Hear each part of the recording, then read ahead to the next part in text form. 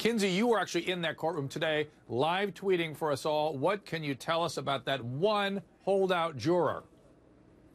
Oh, Dr. Drew, I can tell you that she's a 34-year-old female. Her Facebook likes include The Law of Attraction, The Secret, and HLN's own Nancy Grace. She has a history of domestic violence and emotional abuse, and she actually told her fellow jurors that she didn't believe that the death penalty was justice for Travis Alexander, but she felt it was revenge, which is an exact quote that Jodi Arias used post the last trial in an interview with the Today Show.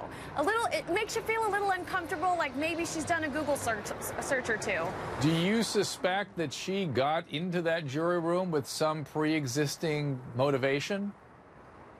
Absolutely, and the jurors wouldn't blatantly say it during their press conference today, but you felt it in their body language. They even said that this woman saw the Jodi Arias Lifetime movie and told them in the jury room. So they are all very concerned that there was some motivation that they didn't share. That she had not shared. Mark, before she went, before she got onto this jury, she, I'm sure, was asked repeatedly, could she give the death penalty? Right. And there's absolutely no evidence whatsoever that proves to me, to my satisfaction, that she wasn't willing to give the death penalty. She just, in this case, didn't agree with the 11. And we're going down a really serious, slippery slope, to use Anahita's words, if somehow we're going to condemn jurors that hold on to their strong beliefs and not give in to those with pitchforks outside the courtroom, those who just feel that the mitigators somehow were stronger than the aggravators.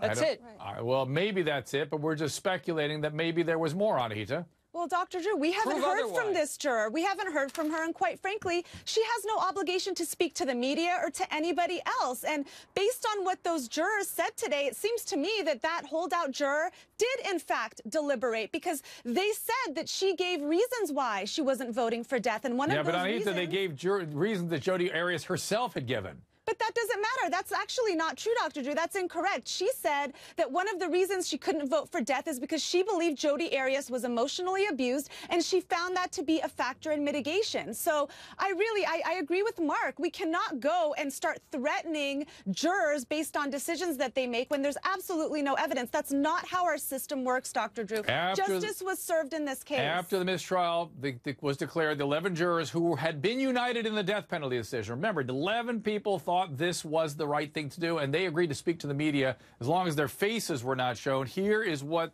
was said about the holdout. Take a look. I think that she came in thinking that she was going to see a monster sitting there, and because that's what she had seen on the movie and that's what she had seen on the news. But when she walked in, she didn't. The biggest thing that angered me was that she alluded that the death penalty would be a form of revenge. She never went undecided. She was life, and she wouldn't explain to us why.